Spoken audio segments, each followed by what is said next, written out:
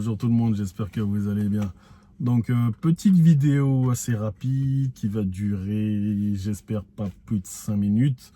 Donc, tout ça pour vous donner mes premières impressions. Donc, ça fait un mois que j'ai ce Tesla Model Y. En un mois et presque 2000 km, hein, j'ai 1800, un petit peu plus de 1870 km. J'ai remarqué quelques petits défauts, mais bon, rien de bien rédhibitoire. Il a aussi des qualités, mais je vais pas en parler là tout de suite dans cette vidéo.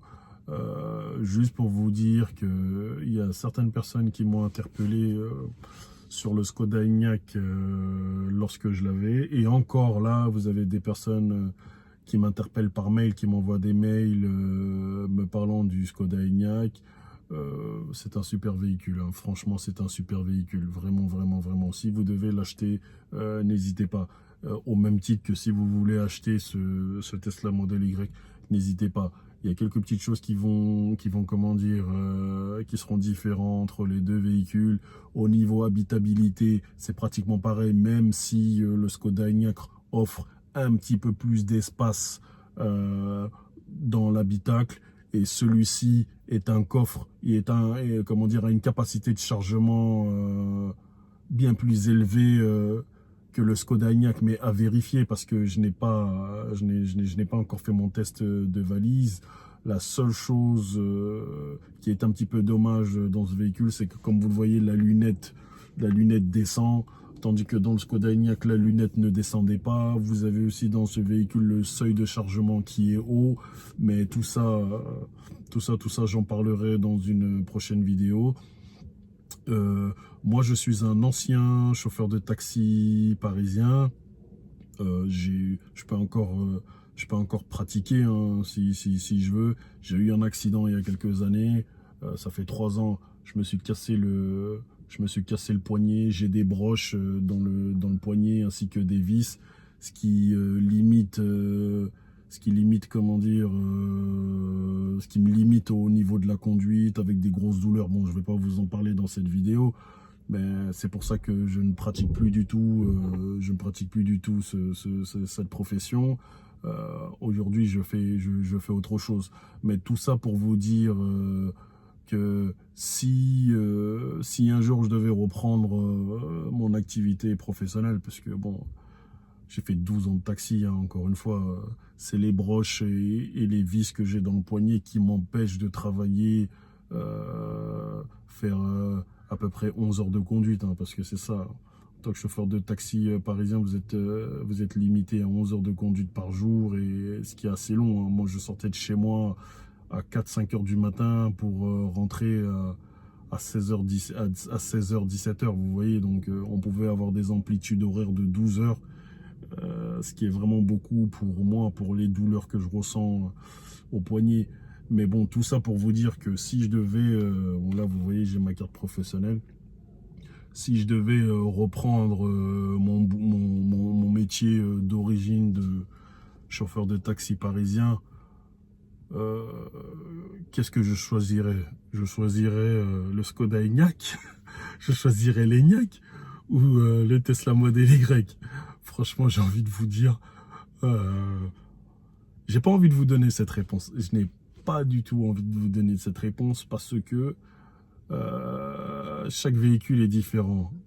Donc je m'adresse, cette vidéo, en fait, je la fais aussi pour Laurent, que je n'ai pas pris le temps de te répondre par mail, mais je le ferai, hein, vous le savez tous, je le dis, hein, dans les mails, je vous apporte des réponses personnalisées. Je le ferai, Laurent, je le ferai peut-être ce soir ou demain.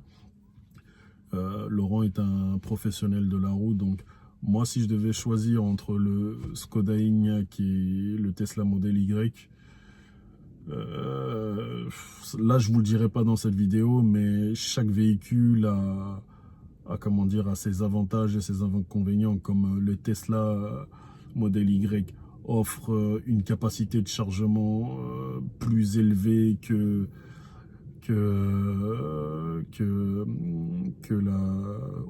Oh, vous savez, je suis tellement fatigué là, que l'ENIAC offre une capacité de chargement plus élevée que l'ENIAC, mais à vérifier parce que la configuration du coffre est totalement, c'est différent en fait. Le seuil de chargement de ce véhicule-là est plus haut. Mais vous avez un double coffre, plus vous avez le frunk à l'avant, mais vous avez la lunette, comme vous voyez, la lunette qui chute, vous avez le coffre du Skoda Enyaq qui est carré, avec un double fond moins profond, mais comment dire, un pavillon droit qui ne chute pas, donc chaque véhicule est différent.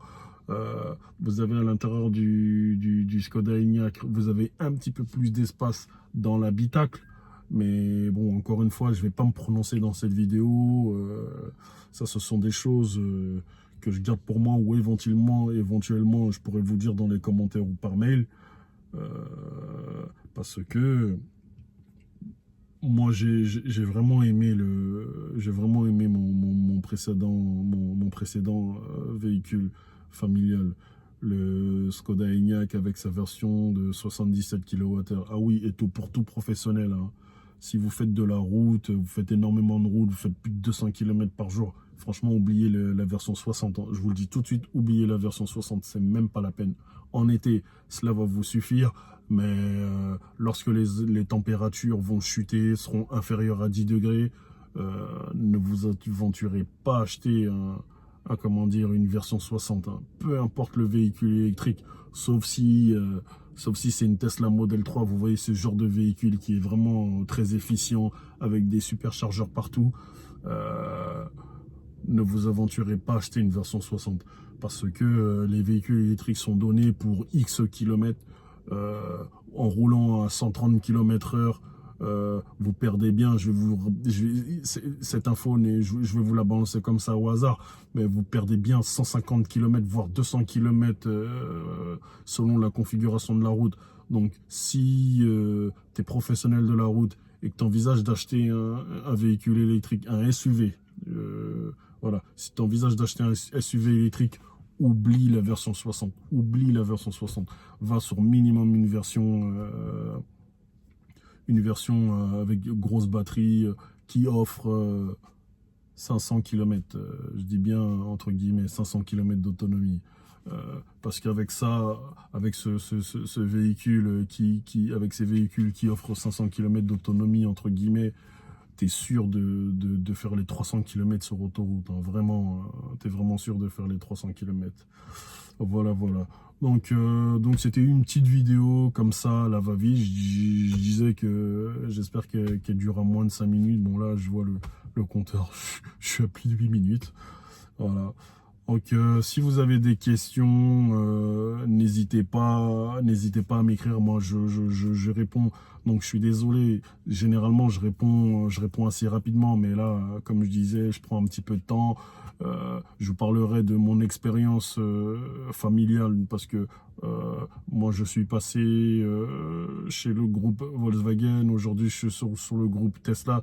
Donc, en tant que professionnel, même si je n'ai jamais pratiqué avec ce véhicule, j'ai une vision assez globale, une vision que je vais pouvoir vous donner, puisque en tant que professionnel, moi, je faisais entre 190 et 250 km, parce que les chauffeurs de taxi parisiens font beaucoup de villes, de zones urbaines, de zones suburbaines, font beaucoup d'autoroutes.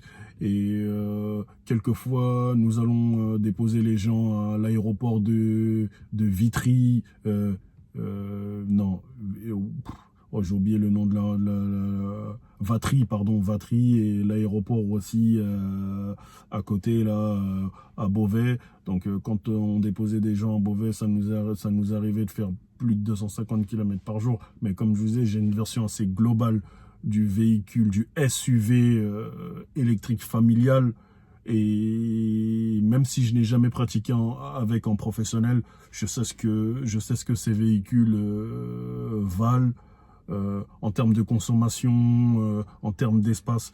Donc, que tu sois professionnel de la route ou un père de famille, n'hésite pas et moi je te dirai ce que je pense de tous ces véhicules-là. Voilà. Donc sur ce, prenez soin de vous. C'était un petit peu une vidéo où je balançais de tout. Mais bon, voilà. Donc moi, je vous dis à très bientôt. Ciao.